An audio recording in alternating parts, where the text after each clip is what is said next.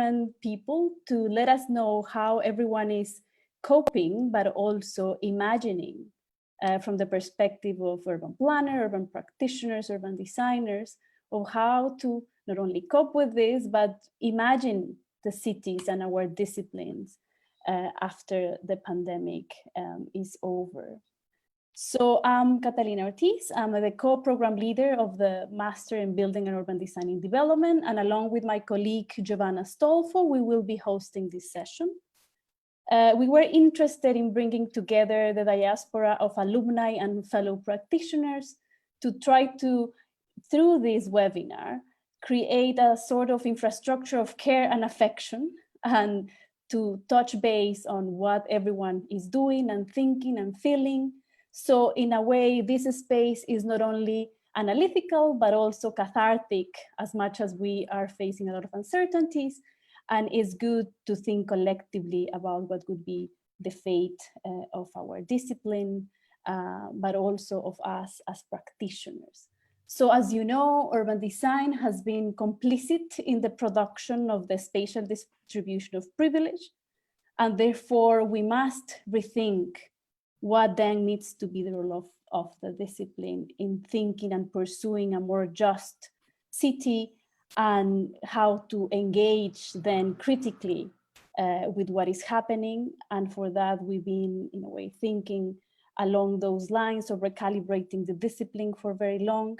And now is again a new testing moment for pushing even harder, for reimagining and using this moment of inflection in humanity's history to rethink how should we create, produce not only better humanity, but also better ways in connecting and shaping the spaces we inhabit.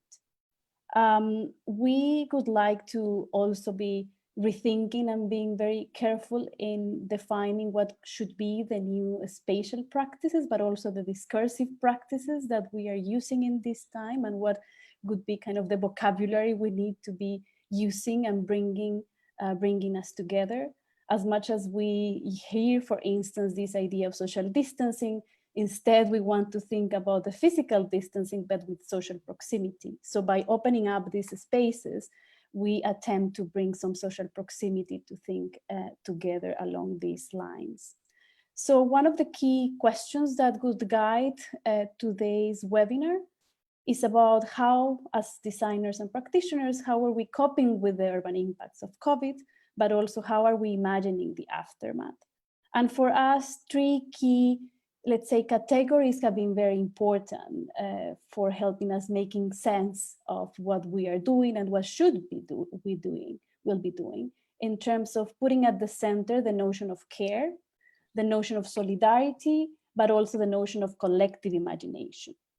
And that's why we would like to create together in a way, a manifesto of how the discipline and practitioners should be thinking the city anew and our practices and the ethos of our own practice to put on the screen. And for that, we will be sharing in the panel there in your chat a link for you to drop some ideas while we are discussing along this hour. But before I start introducing our panelists that kindly agreed to share their thinking with us, I would like to read a very short quote just to, in a way, start and giving some flavor of the things that perhaps we should be aligning ourselves with.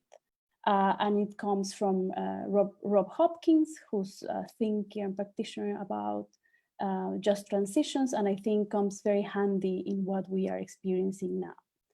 So we need to become better storytellers in such a way that we can, through a variety of media, give people a visceral sense of what a positive future could sound, taste, feel, and look like. We need to create stories where the kind of future we want to see becomes a commonplace every day. We need to tell stories with an underlying sense that the mere telling of them can create a degree of inevitability about their becoming a reality, and a sense that speaking them out is a great benefit to our mind, a powerful antidote to despondency and trauma. And with that, I think inspire you to be thinking and writing your ideas in this idea of creating a collective manifesto. So without further ado, then I will be presenting the speakers. Each one of them will have 5 minutes. You can start plugging your questions in the Q&A chat. We will be collecting them, and in the final 15 minutes, we will be answering those and reading the comments that you leave us there. So first, I want to introduce Sarah Bissett-Scott. She is based, or she works in Anglia Ruskin University, and she will be sharing with us her first thoughts about COVID and the challenges for spatial justice. Sarah? Right. Okay. Oh, it's telling me I can't share at the moment, sorry. Is that working yet? Yes.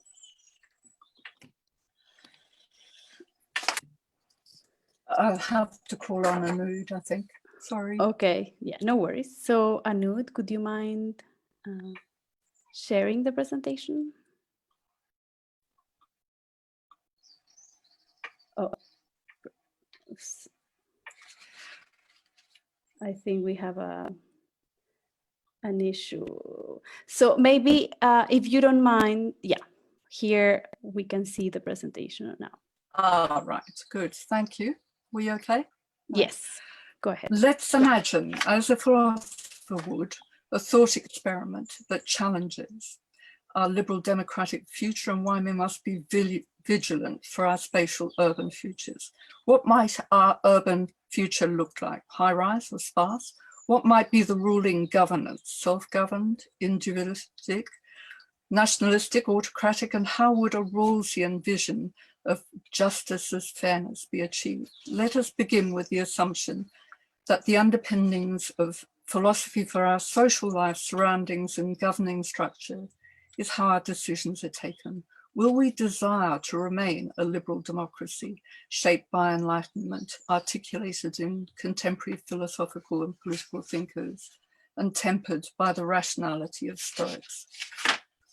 Well, when I researched and delivered a thesis in 2018 on measuring regeneration outcomes for North Kensington, the idea that liberal democracy might not be anything but a given, that liberalism and democracy and spatial generosity would be each achievable and wanted objectives. But what's changed in less than 3 years?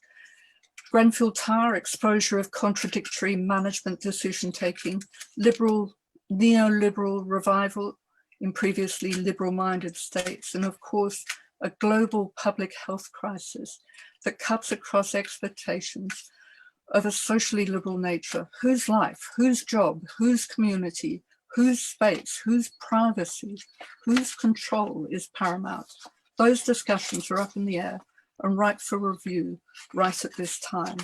So where is a baseline for starting this thought experiment? Some would say the people, some would say politics, and others would say the place. These circles of influence are vital lenses to a way of understanding the route through to a new style future in cities, our countryside, in the global breadbasket that will feed us as we transmute from an interlayered, culturally diverse hub to a networking exchange of individuals' production. So to review and revise and reorganize our philosophical perspective on each of these access points to our urban future, we require a continuum of local to regional scales of accountability. So look to Massey, Sodra, Harvey, and Dreisig and others, and look to the urban responses of a public health crisis. Will stoicism temper our responses, rational science-based innovations with an understanding that this is how things are, just how life is? Will utilitarianism, the best outcomes for the greatest number over the greatest number of years, influence how we seek to design, manage and maintain our urban surroundings, remembering that this is a global situation and our food miles will come to matter? Will COVID bite into the production and distribution of, for example, our beans, coffee and green from Kenya, or our grapefruits from Florida or Israel, or flowers distributed through Amsterdam? Will we retain the assurance of homegrown hard spring wheat of milling flour as it is tested by changing employment, production and distribution of patterns? Well, imagine what are future cities? How can cities best respond to the needs of citizens and their countries?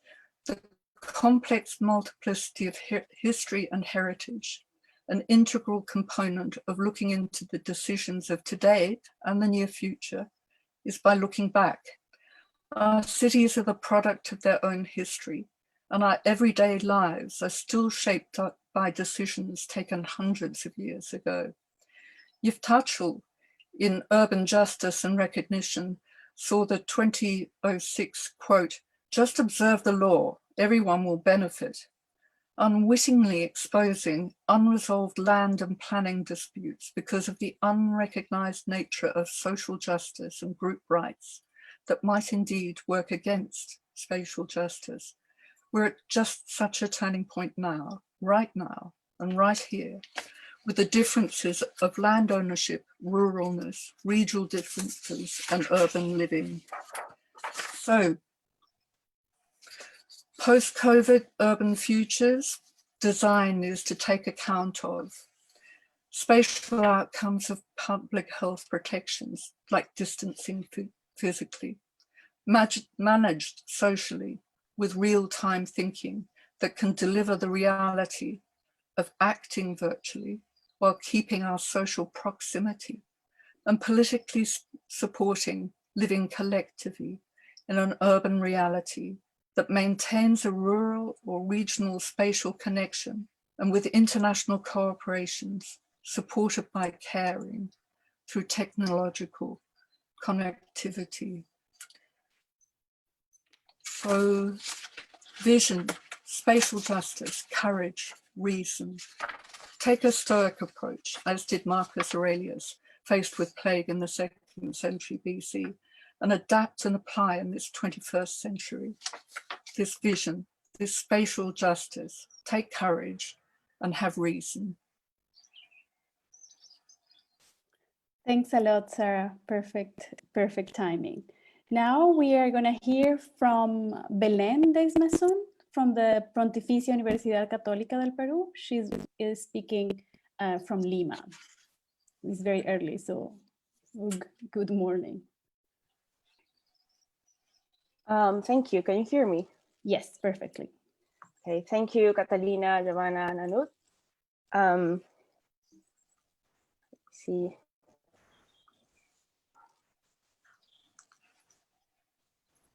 So throughout history, the transition of urban planning and design practices responded to sanitation and public health concerns, and as shown by these plans for Paris by Haussmann and Le Corbusier, which promoted ventilation, access to clean air, and to green spaces.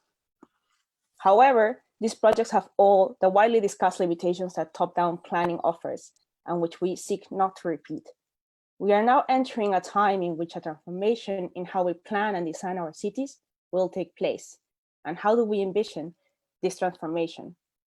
It will occur simultaneously and at multiple scales. In architecture, in the urgent revision of housing units, and at the urban scale, in how transforming our built environment so we can foster community and societal care and promote and facilitate opportunities for solidarity, reimagining the relationship between citizens and the states at all the scales, in the district, metropolitan, regional, and the national. What role then does spatial design has in configuring and or promoting these new relationships? What does the pandemic tell us about our societies, particularly in the global South? In Peru, as the government imposed a total lockdown for 3 days during Easter, people rushed to buy food in overcrowded markets. Last week, the country saw a sharp increase in the number of positive cases, in which around 70% of new cases were people that went to buy food. Why didn't people prepare by buying and storing food before? Not everyone owns a refrigerator, as shown in this map in Metropolitan Lima shows. Space to store food in small houses is not an option, and not everyone can afford to binge eat their weekly stock in 4 days. For these and other reasons, Peruvian households, as many from the global South, go daily to a market. Overcrowding was a consequence of planning from a top-down perspective with good intentions, but being unaware of on-ground reality and needs. The government and citizens must work together to find pertinent solutions. Beyond the need to reconfigure shopping patterns and attending household necessities, there is also a need to reconfigure places where we gather, whether those are markets or colleges or factories. For the time being, we seem to be solving this through tactical urbanism measurements, like drawing lines or circles on the streets to keep us apart. However, that can dehumanize us to an extreme. What to do when the city itself is where we sleep and where we eat? What to do with the millions of homeless people worldwide? This pandemic shows us that the well-being of all citizens, if not all humankind, depends on the health of the most vulnerable. This is a conversion of a bullfighting arena into a homeless shelter in Lima during the lockdown. This is the first time we have seen such a response from the metropolitan government. How to transform this temporary measurement into a permanent one? The transformation awaiting urban planning and design must be that of care and solidarity in times where citizens, nations, and entire continents seek to reconstruct their lives. We are not going back to normal, and that is okay, as perhaps normality was a problem to begin with. In these times of retreat and physical isolation, we must remember that it is living in community that make us stronger, and we must, therefore, come with ways in which we can collectively rise from these circumstances. I think, for instance, of countless of women from all social backgrounds that have been hit particularly hard since their daily work now includes homeschooling and taking care of others. Can urban design help? Can we conceive, for example, community kitchens, child and elderly care, which is run by communities with the help of the local governments? How to do this while maintaining social distancing? As lockdown measurements ease, strengthening the self-sufficiency of small-scale neighborhoods units will be vital as metropolitan, national, regional, and global systems of exchange and travel will take longer to be fully restored. In his book, Palaces for the People, Klinenberg mentions how social infrastructure plays a vital role during risk situations. Where residents in a neighborhood know each other, they help each other in times of crisis. Places like library, community centers, kitchens, and public spaces are where people meet each other to later support each other. It is time to incorporate sanitation issues in spatial design practices without forgetting their vital role of strengthening social ties, even if that implies physical distancing. Let's continue advocating participatory planning and design by reframing it through the lenses of solidarity while facing the challenges of climate change. Urbanism in the 21st century will be redefined as urbanism of care for our fellow humans and for the planet. Thank you. Thanks a lot, Belén. Perfect timing. Now we are going to move to Ramiro and Gabriela from the initiative Cidade Ativa. Can you hear me? Yes, perfectly well. Can you see the screen? Yes. Okay. So I'm Ramiro Levi, and together with Gabriela Callejas, we co-founded Cidade Ativa in Brazil in 2014. Cidade Ativa, or Active City, is this social organization that urges to create more inclusive, resilient, and healthy cities. Our work is inspired by the active design movement, which acknowledges the influence of good environment and behaviors, health, and well-being. So for us, this discussion is much more urgent than ever. So the coronavirus outbreak is here to force us to really carry out on our manifestos and leave behind these old urban design paradigms. So what actions we should be carrying out now to build this future together? Like was mentioned, it is important to understand how infectious diseases we have to change. It is important to understand how infectious diseases shape the urban environment. So going back a few centuries, sanitation-led responses to cholera outbreaks resulted on sewer systems, water systems, and also influenced like city expansions. Responses to tuberculosis came in form of minimum ventilation, light, and building setbacks. Codes, plans, and infrastructure were the urban responses and preventive actions to these infectious diseases, but also justify the displacement of those already living in the worst conditions. In the 20th and 21st century, many of the proposed solutions to progress, they led to other unsustainable ways of living: urban sprawl, car dependency, and air pollution. The results, there's like 80% of deaths worldwide caused by these non-communicable diseases, so like heart diseases and diabetes or injuries. Even higher proportions of those non-communicable diseases in the global north. So shouldn't we also respond to this epidemic? Why we didn't? Air pollution is killing alone 7 million people globally, and just in the UK, 40,000. Road collisions cause over 1.3 million deaths per year, and in Brazil alone, over 40,000. The last decades, governments and civil society have been working to promote a much needed new urban reform. In Brazil, as a non-profit organization, we've mapped together with colleagues over 200 organizations standing for pedestrian mobility rights, for instance. And together we've been working to propose shifts in our cities and society. But when we face this immediate impacts and also understand the responses of COVID, as always, bigger impacts are on the most vulnerable populations. Inequalities become even more evident when you don't have a place to live or self-isolate, or you face food insecurity or lack of access to water. Impacts on health and well-being are even more concerning in terms of physical activity, higher levels of stress, loneliness, depression. How are we learning from this, and how are we responding to this crisis? Will the fear of these gatherings lead to people use more cars, avoid public transport, have restricted codes of how to use public spaces? Many cities are exploring these temporary street transformations to cope with social distancing, actually physical distancing in public spaces, cycle lanes, new place streets, widening footpaths. But is this enough response? Dramatic drops in air pollution and carbon emissions show that both actions could be used for tackling climate emergency. In many places, new networks of care and empathy are emerging. So buy local, support small businesses, schemes of collective help for vulnerable people in isolation. However, this crisis shows that we can't take things for granted. So the world we knew can still be out there once lockdowns are over, if we don't start actually changing things right now. It's too soon to predict the many emerging urban models that could fit in all these different contexts. The response to this crisis should establish what is no longer acceptable in our cities and society, like families without a home, neighborhood without a park, street that doesn't prioritize active modes of transport. We believe now that there's a great window of opportunity to implement the much needed radical changes from these old city paradigms. Our efforts to prevent and mitigate future outbreaks may allow us to rethink the built environment, invest in new policies and infrastructure that can tackle multiple pressing agendas. We must rethink the way we address emergencies, use this time to test ideas, propose interim transformations for long-term change, and propose interim transformations for long-term change. Can the temporary extension of footpaths and cycle paths become permanent? Can the solutions for homeless and elderly inform new housing programs? How can we explore alternatives for expanding access to water, sewage, and waste management systems? More than what we should be doing, how we should be responding to this crisis. We must collectively debate and reshift priorities.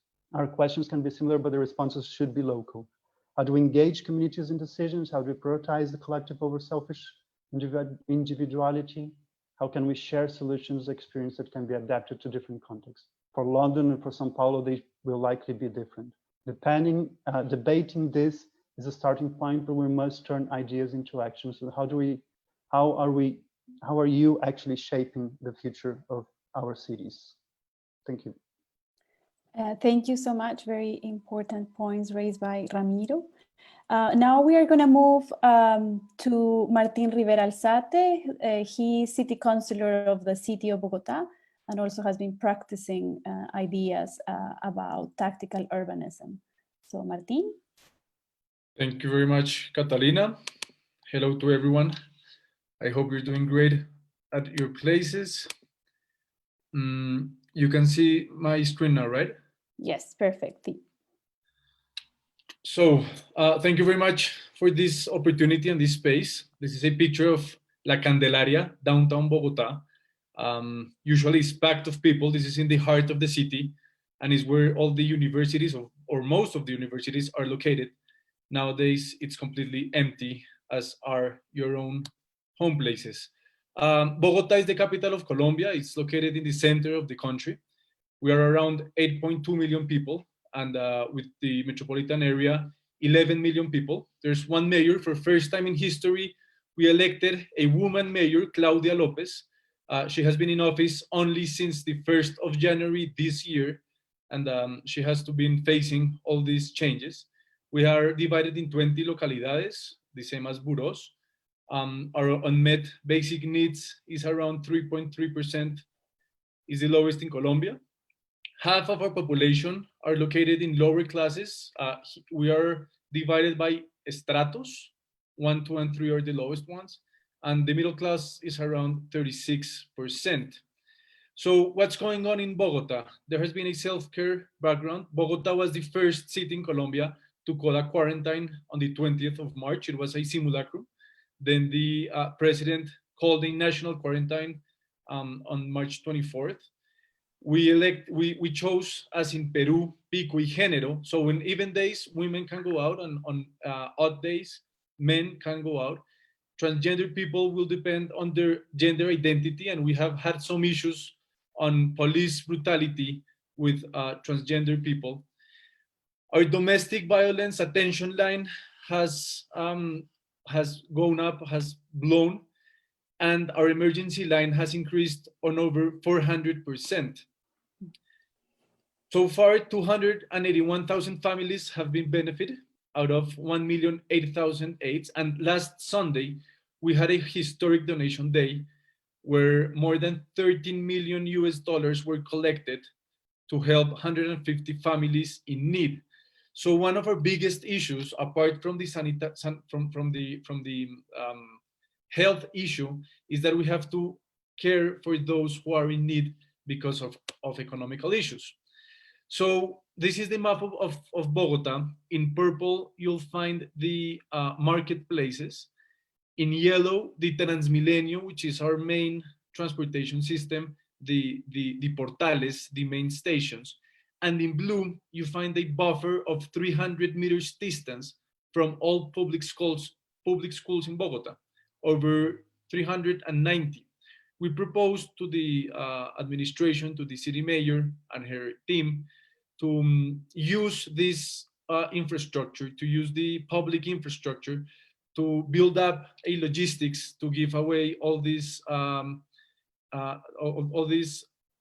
mercados, all these food aids that the administration is giving to those in need. We think that such a big city as Bogotá has to have a very strong logistics agency to give all this help. And if you see on this map, on the southern, like the bottom left part, which says Bosa, Ciudad Bolívar, and Tunjuelo, this is the poorest area of Bogotá, and is the area where most cases of COVID-19 are being held right now. The red flags on these windows, they're kind of tactical urbanism. These are families calling for help. This has been a way of those in need calling to the administration that they're telling everyone that they need some food on their tables, that they need some groceries. The red flags in windows have been a symbol of not only poverty, but solidarity here in Colombia. Our mayor has been she has been leading a key role in the crisis, not only in the city, but in the rest of the country. So what kind of city do we want to become in the aftermath? Carmenza Saldías, who is an economist here in Bogotá. She used to run the Secretary of Hacienda. She said, to which normality do we want to return if that normality was what brought us up here? We need to change of paradigm here in Colombia. We need to change our model of social, political, and economical challenges. We have to stop depending on natural resources and start thinking on our human capital that in Bogotá and Colombia, we can have so much to give to the world. Thank you very much, Catalina. Thank you so much. And Bogotá is leading the way for a lot of local governments. So thanks a lot for sharing what you are doing. And congratulations to Mayor Claudia Lopez that we listen carefully every day. Now we are going to move to the other side of the world. And Shoko Sakuma is joining us all the way from Yangon in Myanmar. She works for Women for the World and is also our alumni. So very happy to have you and share your comments. Hello, everyone. Can you see? Yes. Today I will briefly share the situation in Yangon and then some reflections how we can cope with the situation aftermath. This photo is from my balcony on Burmese New Year's Day. Usually people dance in the crowd and then get together, but this year people just get together in a small rooftop. Okay. So the situation in Myanmar. So although this country is bordering with China, Thailand, India, the response has been very slow. Until the late March, the government kept saying there was no case. Even from recent data, the number of cases and the test is still much lower. So many people thought that there must have been more infected cases, partly because of the country's low healthcare system and the general lack of trust in the institutions. The pool of returning migrants was also a big concern, like a photo of over 30,000 migrants from Thailand. From April, some instructions were issued, like soft lockdown and nighttime curfew. Now it is difficult to tell what the government is trying to do. A strict lockdown was ordered in 7 townships in Yangon on the map on the left, but the size and the population of each townships are very different. Also, some of these townships have many urban poor populations. The risk of the loss of a food job is more than actual virus infection. Meanwhile, the government also released 25,000 of prisoners without appropriate coordination, resulted in creating the massive crowd.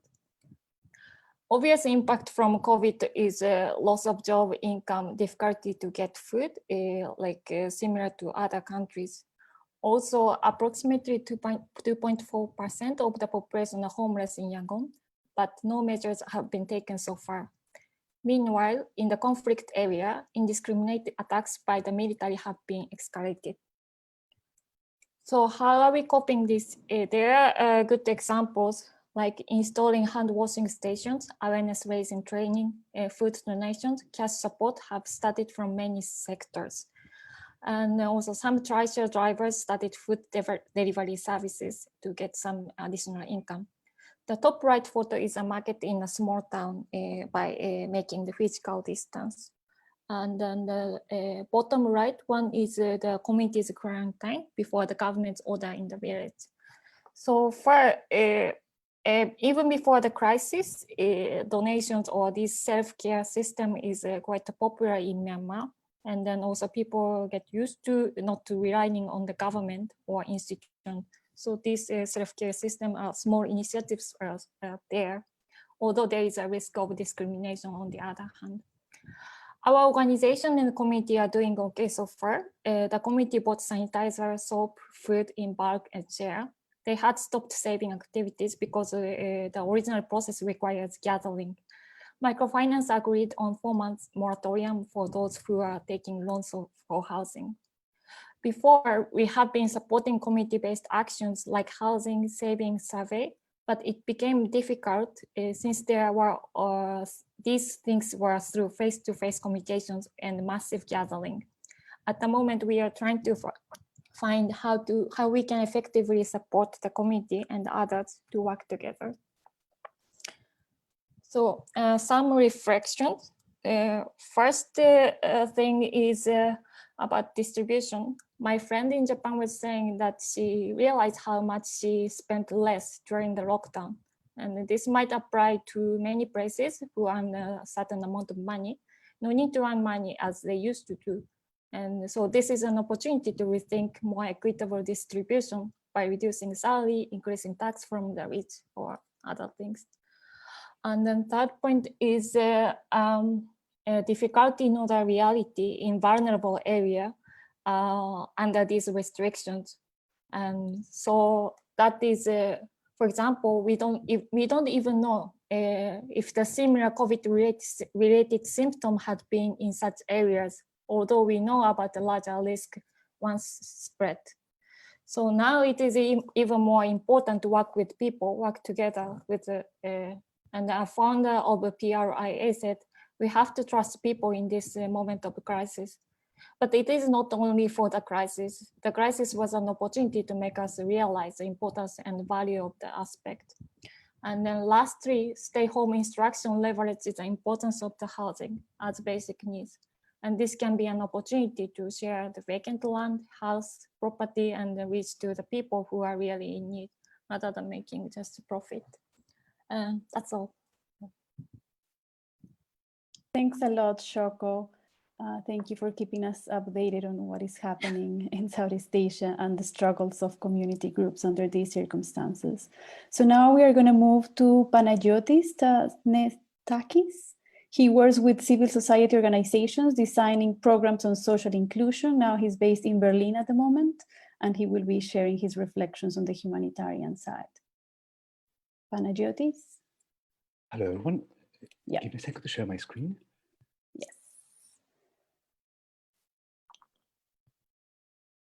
Perfect. So the following are a series of small reflections derived from my work and the work of my colleagues in the past weeks, from a civil society perspective, as well as smaller self-organized groups. As we see by now, that the pandemic is disproportionately affecting the most vulnerable, among which are refugees, undocumented people, people experiencing homelessness, precarious workers, migrant workers. And this is a list that can keep going depending on different contexts and different realities. In most countries, restrictions on movement and the narrative of state-mandated solidarity has emerged. Nonetheless, this is a narrative which is based mostly on individual responsibility, instead of a drive to increase public investment on social infrastructure and the public health system. This kind of response reinforces inequalities and neglects the rights and protection of the most vulnerable and marginalized. A field where this is more evident than others is housing and housing exclusion. As a person that experiences homelessness or is living in overcrowded accommodation cannot self-isolate, what we're essentially told to do. Moving at the case of Greece, which is currently home to about, let's say, shy of 100,000 asylum seekers and refugees, we saw the government responding to the first recorded cases of COVID-19 cases in camps by containing the camps in their totality, essentially limiting the mobility of people staying in the camp from the rest of the city. Same policy was observed towards other groups, such as Roma population. It's interesting that this policy was enforced in a country with a significant tourist infrastructure. There's currently more than 800,000 beds in 10,000 and more hotels nationwide, all of which are currently empty and will most likely remain empty this summer. At the same time, as mentioned, about 80,000 refugees and asylum seekers are hosted in overcrowded camps, such as the one in Malakasa, close to Athens, that we see the photo on the top, which is one of the first two camps where the policy of containment due to cases was enforced. As you can imagine, there is a heightened alarm by organizations working in Greece regarding what will happen to people staying in the camps in the eastern Aegean islands, such as Moria, the camps in Samos, and so on, where the overcrowding is up to the rate of 1,000% based on the capacity of these camps were designed. A little bit of a different observation, which essentially came after a call for action by local cooperatives in Greece, is the fact that we might see long-term effects of the pandemic on local supply chains. In countries where there are still a lot of small-scale producers and which rely on selling the products to consumers directly, the restrictions on movement threaten the livelihood and long-term survival. In this sense, it is very likely that we will see a proliferation of the fittest, and by that we mean large companies with the cash reserves, lobbying power and resources and ability to adapt to the new reality. We could simplify this as a binary of Amazon versus the local shop, or Lidl versus the farmer's market. In places where dependence on multinational retail companies is not already the case, such as countries in Southern Europe and the Balkans, such a shift could change the relation of urban dwellers to rural communities and the way we access food and other necessary products. Another small observation has to do with the gradual easing of restrictions where's the point where we can make speculations about how we're going to slowly exit the state of exception that we're currently in. It is likely that we'll see different speeds of relaxation of measures in different countries, based on the state and the form of critical urban infrastructure, such as public health infrastructure, as well as urban density of cities. There are also fears that some forms of measures or parallel effects of these measures will remain untouched in the long term. There's been examples of governments that use the state of exception in order to pass measures and legal amendments not directly connected with the pandemic, but serve other interests, either political or private. And moving on to notions of solidarity and imagination. Now that we're all sat at our desks, there's a little bit of a different territory that we're inhabiting, and which is leading to potentially different kinds of organizing. As people that as we're sitting at our desk, it's important to assume an active watchdog role by observing the emergency response measures and policies and their effects on our rights.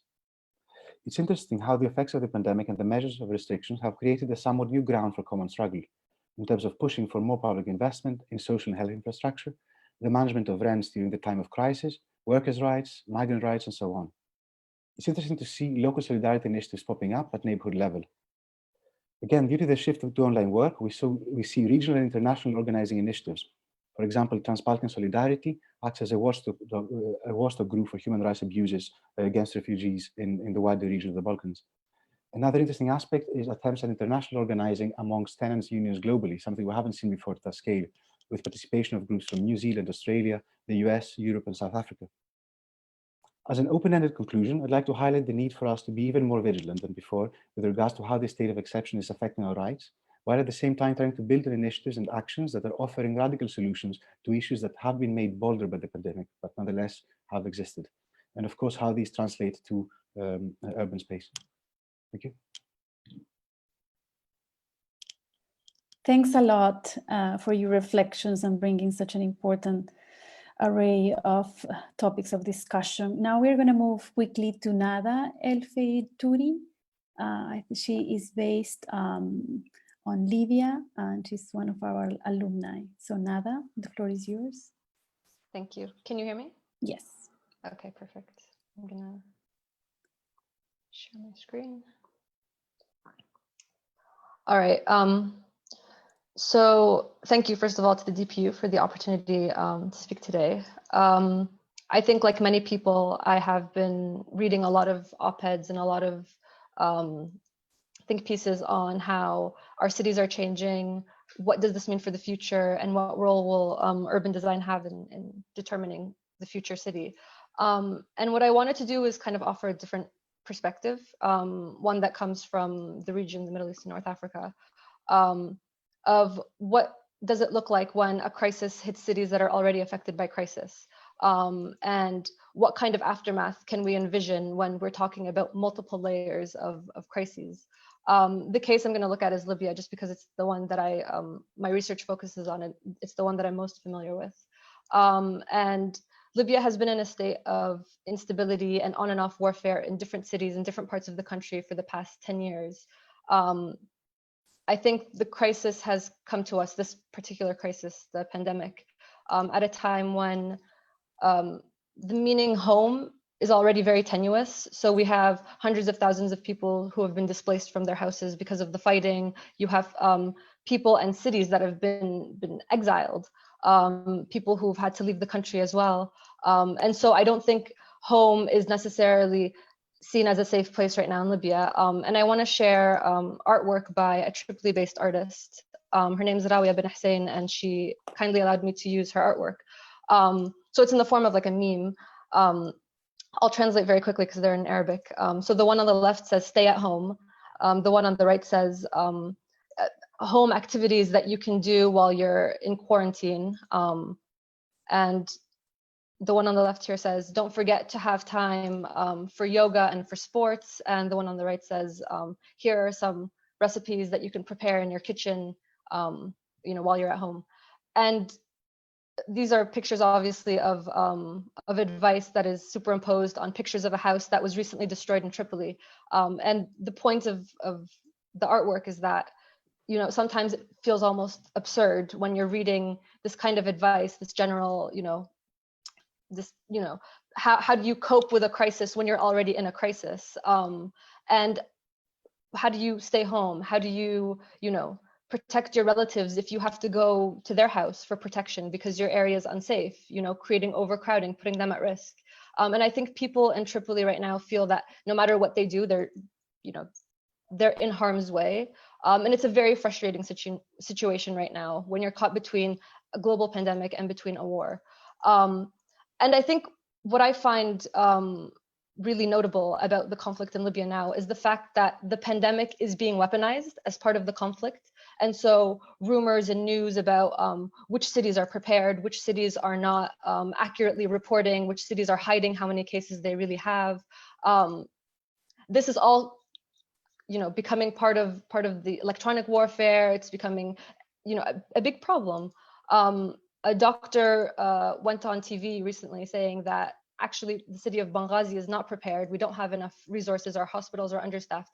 And he was arrested the next day by the military authority governing the city. So it's also an issue of how do you deal with a pandemic with rising authoritarianism? Maybe not an active conflict, but more of a silent one that's happening between civil society and between authorities.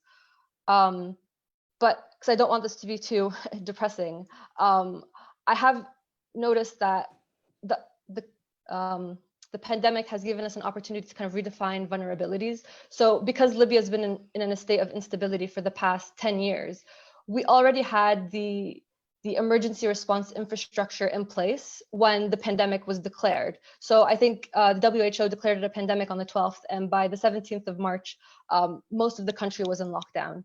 And it was largely thanks to the efforts of crisis committees that are formed on the local level, on the urban level, which are partnerships between the local authorities, between civil society organizations, between businessmen, who are able to mobilize and respond to the crisis. And I think this has changed the way where we see the role of the state in these kind of pandemics, as opposed to the role of the city, the urban areas.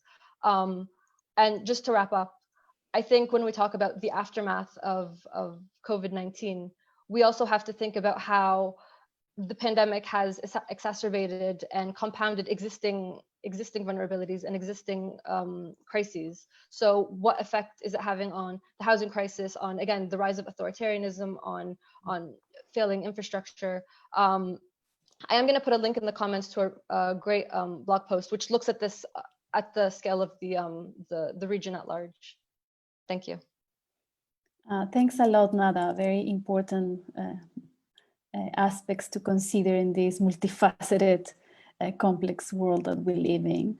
Now, I'm going to invite quickly to Armando Caroca and Amani Shaban.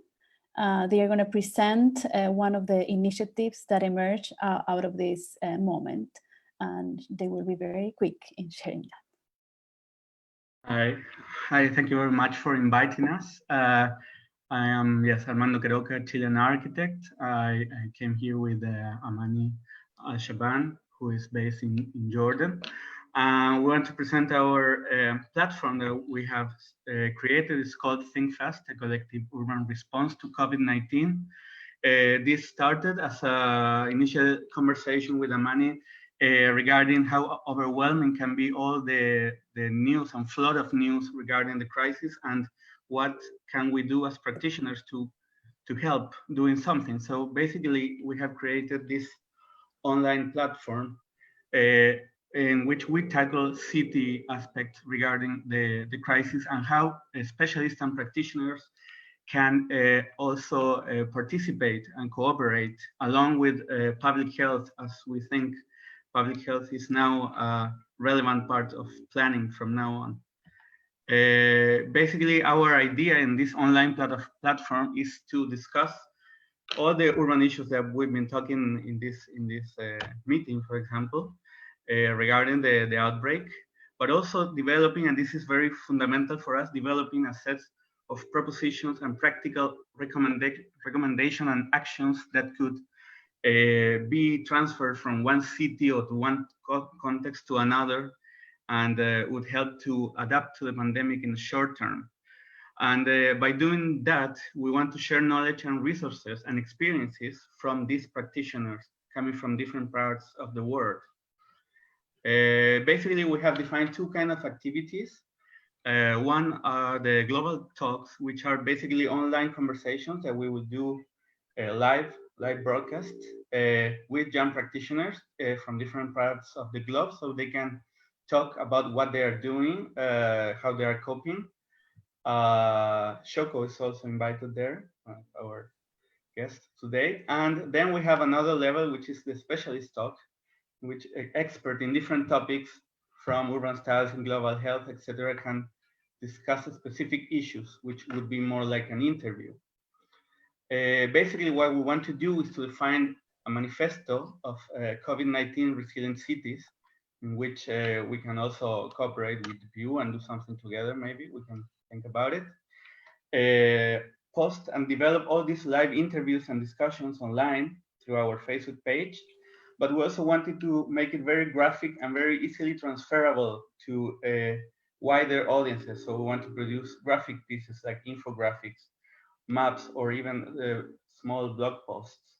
And by doing this, we will start creating, and we already started creating, a network of collaborators for short, but also long-term issues. Basically, this is our work so far. So we have this Facebook page. We will share it with you and also on the chat, so you can participate, share posts, and also join the conversations.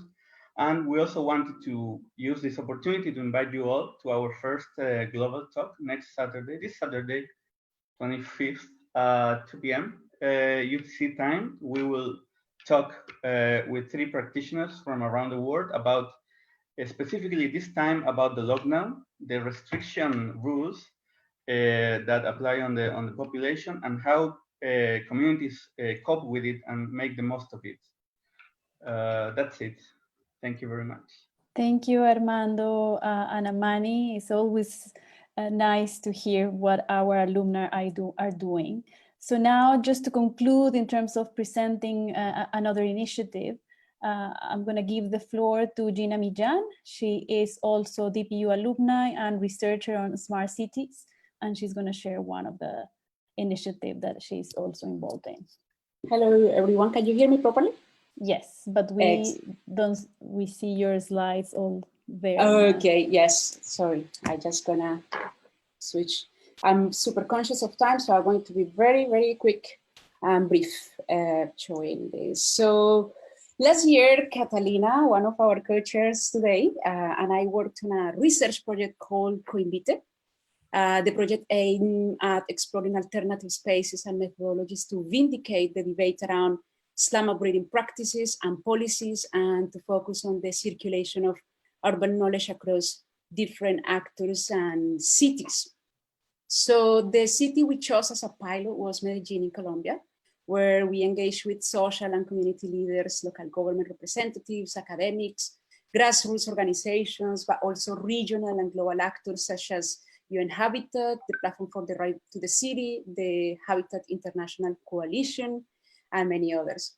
So one of the main outputs of the COINVITE project was the prototype of a transmedia storytelling platform, where the voices and stories of the different actors engaged in urban transformation and specifically Islamic reading practices are showcased in a move to shift from the single actor narrative to a more multi-narrative environment. So you are seeing a bit of the navigation platform in there. No, we are not seeing it.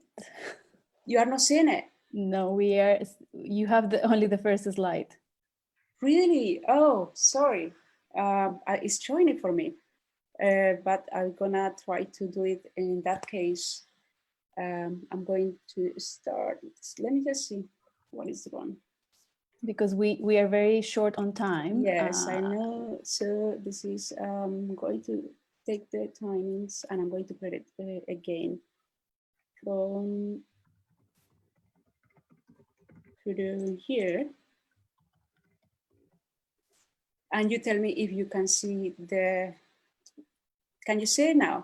No, you're not. We are not seeing any. So we are not seeing the presentation. Okay, this is because I haven't.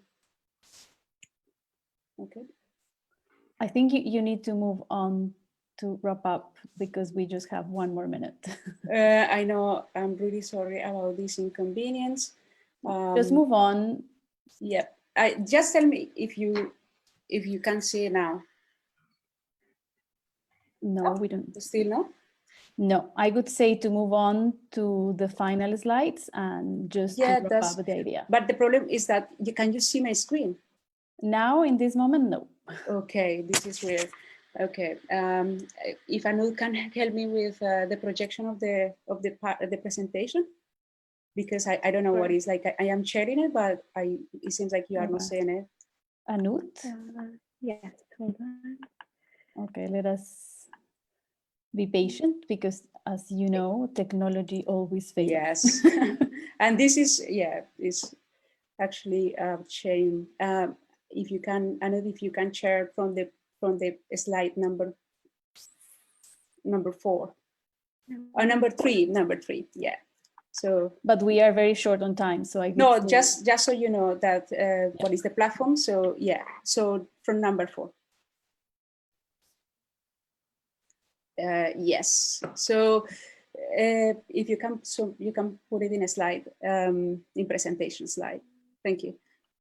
So the key drivers of the project were urban learning, and to go deeper into the question, like whose knowledges count, for instance, and storytelling as an act of solidarity and to foster empathy and new learning alliances. So the project ended last year, but given the synergy between actors and the themes, we decided to seek for more funding for a second phase that took the learnings from Medellin to the Latin American region, and why not globally. So next one, please. But as we all know, COVID arrived, and that changed a bit the plans we all had. And the grassroots collectives we engaged with in Medellin, all the organizations working at all scales and governments across continents, started to respond to the pandemic in many different ways. Next. And one of those have been the development of digital platforms to make visible and available perspectives and initiatives emerging from different sectors. Dashboards fed with real-time data. However, data about informal settlements or community data about knowledges and learning networks existing before the pandemic are largely absent from those visualizations. So next, please. That's the last one. So building on the alliances the Convite fostered last year, we thought that a crucial aspect of yet another platform should be the visualization of linkages across sectors, the relational layer between actors, like how we are all connected and doing what with which resources and where we were located. So next.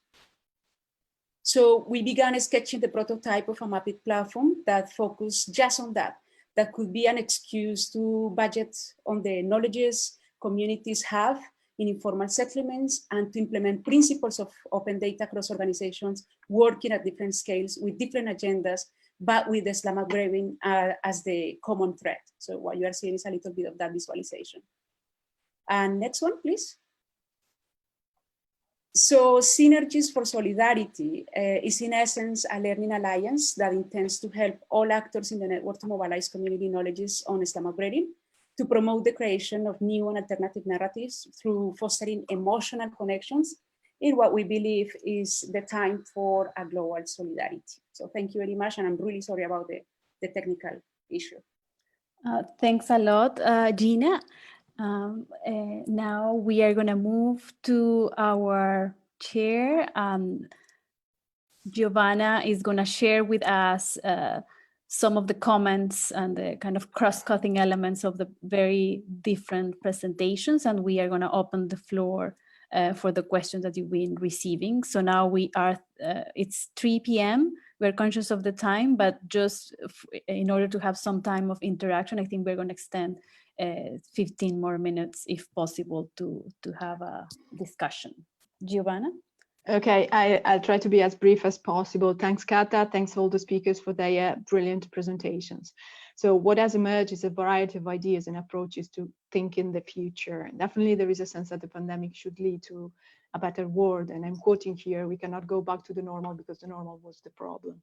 Although there is also a very deep concern about the current increase of inequality and poverty. And again, I'm quoting, the pandemic is disproportionately affecting some people. Public health has all of a sudden become the most important subject. Many presentations did interrogate the not novel connection between design, urbanism, and health.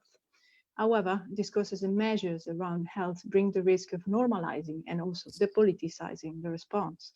Physical distancing and stay at home do not operate in the same way everywhere, as we have seen, neither they are effective for everybody.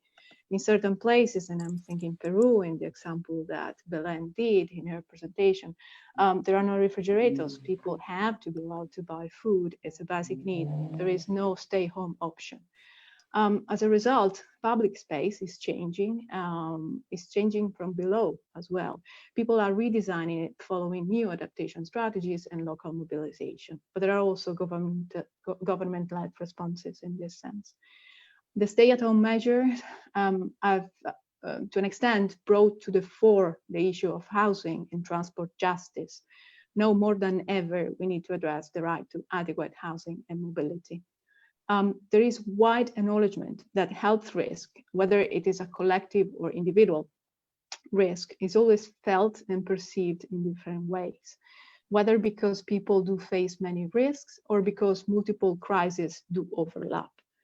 Responses in this case, rather than a normalizing effect, do increase the power and legitimacy of authoritarian and military states, as we have seen in the case of Libya and the presentation by Nada. Yet, people and groups do mobilize in multiple ways, and there have been a lot of emphasis in many presentations around community level type of response, rather than global response or even government-led type of initiatives. A final point, care beyond healthcare has also become so increasingly central, particularly in its collective dimension rather than the individual one.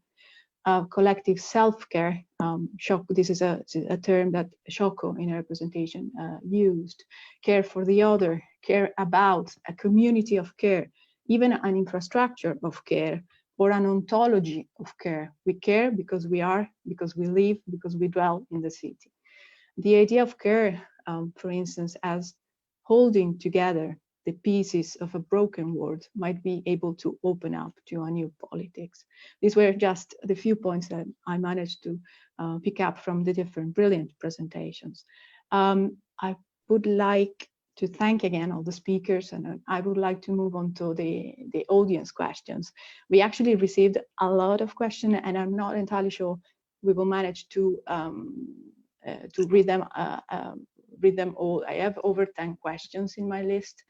I will go by order. So first, on a first serve, first come base. I will ask the panelists to raise their hand. So there is an option in the Zoom. You raise your hand for replying. So the first question is coming from Sabine Leper. She's a member of ASF, Architects Without Borders, Sweden. She's asking to any panelist, how can we, from a distance, support our projects and partner organizations in low and middle income countries with dealing with the risks and consequences of the COVID-19 pandemic and its related policies?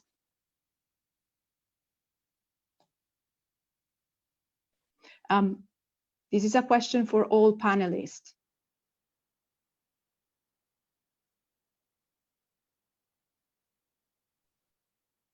Perhaps shall we read 3 questions or so and see who wants to pick them up? Yeah, sure. So the second one is from Luke Hilson, design director at Barton Wilmore. He's based in UK. He's saying, I would be interested to hear what each of the speakers think is the one biggest thing we can learn from the current situation. What is the one thing that we can change or implement moving forwards to improve our built environments and enhance health and well-being? So the first question was around the relationship with partners and projects when dealing with distant engagement. The second one is around one single thing that we can learn from the situation. The third question from Alexandra Katasonova. She's a guest researcher at TCPA Urban Planning Office in Berlin. She's asking specific questions to the second speaker. I assume she refers to Belén, Desmaison. From the presentation, we see that actions are still needed to be taken from the side of authorities to be tangible. What kind of shift is needed, in your opinion, for better cooperation between government and citizens?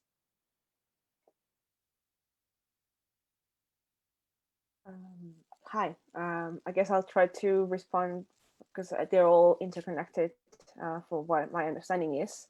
I agree that what we're seeing is a huge involvement from the state that for most of us living in neoliberal societies, it's a surprise. We are finding out that the state actually exists and it can be efficient and it has resources to mobilize at times. What we're not seeing is how the state or how we're creating those connections between the state and small neighborhood units that are becoming spontaneously organized. So the thing that I think we need to learn, or we can really capitalize more, if that's a word to be used in this scenario, is how to create those linkages between the state in all its different levels, from the national to the metropolitan to the district, to encourage and sustain and have a better sense of controlling the situation with the help of people that are already doing it so from the ground. So I think it's also in the long term as well, like how is that going to happen? Because we're not going to be locked down in our houses for a while. So how slowly we're going to reopen our cities from the very small neighborhood units probably simultaneously. And for that, we will definitely need a better coordination between the citizens and the state in all those aspects. Thank you, Belén. Any of the panelists would like to reply to the other questions? Yeah, Giovanna. Yep. From an international scale, I think that we're learning how to cooperate. And actually, this meeting is one of those good examples. We're connected from Peru, from Myanmar, from Colombia, from England, trying to understand what's going on. I was hearing in yesterday's podcast from the New York Times, they were stating that the world record of having a vaccine for any given disease has been so far 4 years since the moment someone understood about that disease until the moment the vaccine was in the market. 4 years has been the world record. Right now, there are thousands of scientists all around the world speaking in Mandarin, in English, in Spanish, in Italian, in Serbian, in Arabic, trying to have this vaccine to the COVID-19. I think this is one of the biggest learning approaches we can have right now, and is that we can cooperate internationally without moving around, without taking an airplane, without going to London or New York or Sao Paulo or Bogota, just by using Zoom to share these ideas and these concepts. And then in a local scale, we're going to have to understand that, well, in some cases, there's no need for big meetings, just an email or even a WhatsApp message can do. places like Bogotá that we don't have any metro line systems, or BRT is our main transport system, which is Transmilenio, which is completely packed and it's abusive for the users. We might understand that it's not necessary to go to a cafe, to a Starbucks or Juan Valdez Cafe, but with just any phone call, we can do a meeting that 2 months ago or 3 months ago we thought was completely necessary. But now with these tools and with all the technology and social distancing, we have understood that we can have some shifts on our daily basis life that are useful for our own lives and anyone's life anywhere in the world. Thank you. Any other panelists that would like to share a takeaway, a single learning from this situation that they will bring forward? Hi. I just want to make a small remarks about the first question. Is one of the things that maybe we could learn is, especially working with organizations across seas, is the right to the right information. Because this is also one of the biggest challenges in the global south, is the ability to receive the right information and the right direction of things. So this is something that we are working on here. And another thing about what we are learning is how do we think space and behavior and connect our everyday living with the sets of rules that are managing our public life. This is also one of the things that we have noticed. Just a remark about maybe small enterprises are now gaining more than big enterprises in my context in Jordan, depending on the areas that you can move in. So small enterprises are getting more attention. So I think this is something that makes us think about the scale of our movements and the distribution of assets in our context.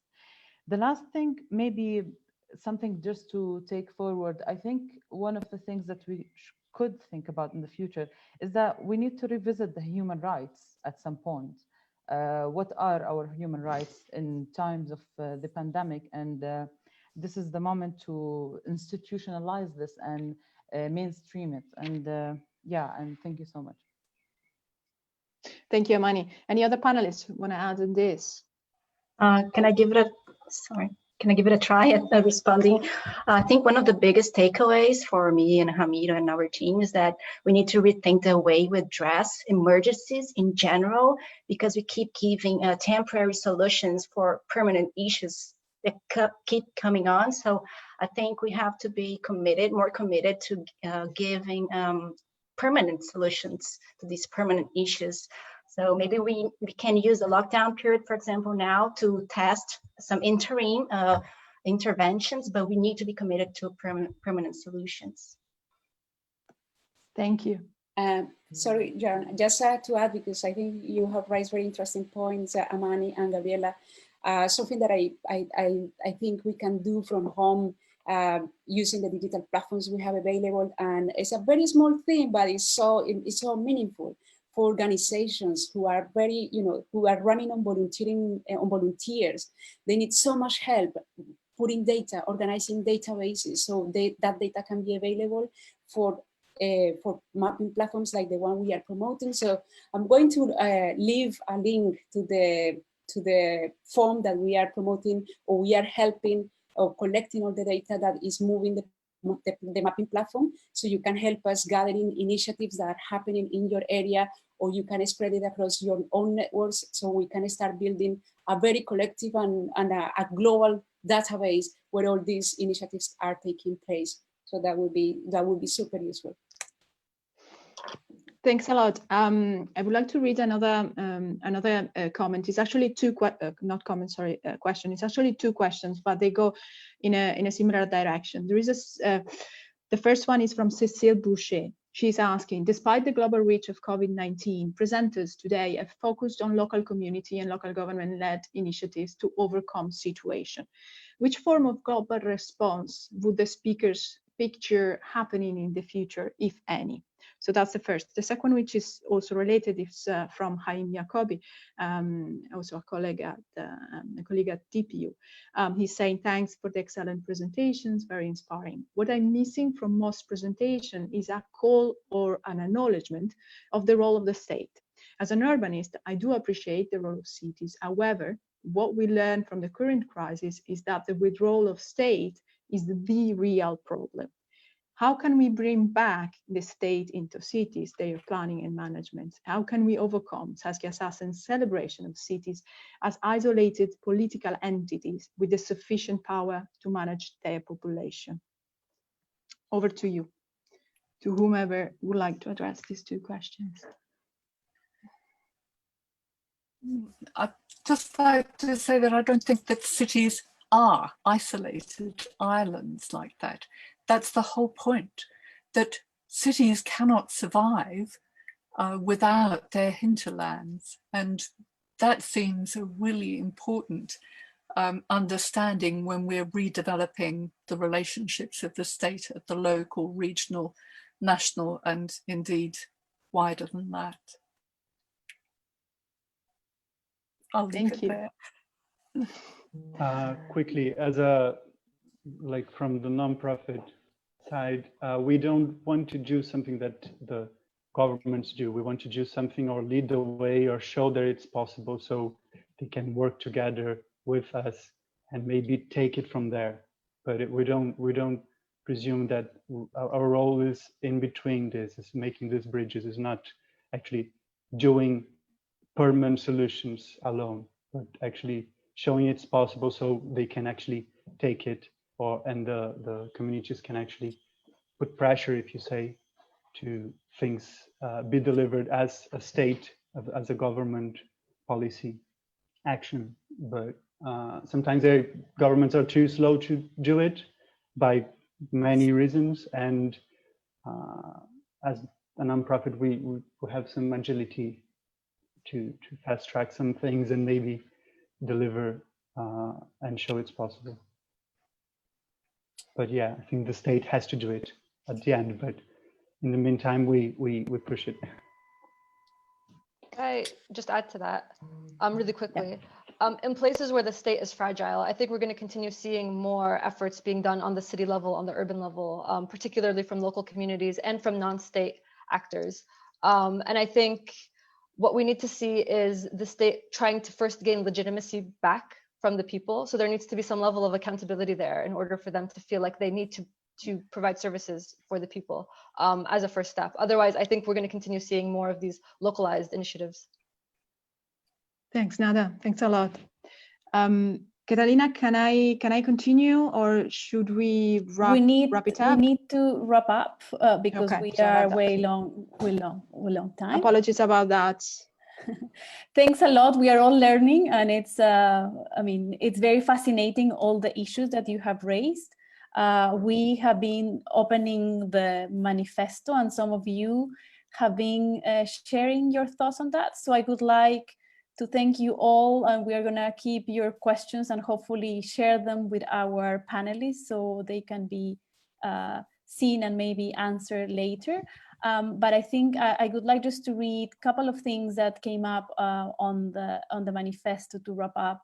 And is this idea that urban design must be healthy, integrated, and promote well-being, including all the current and future generations. And one point that is interesting is we believe in ethics of radical care, in which the paradigms such as livability can be expanded towards urban livability.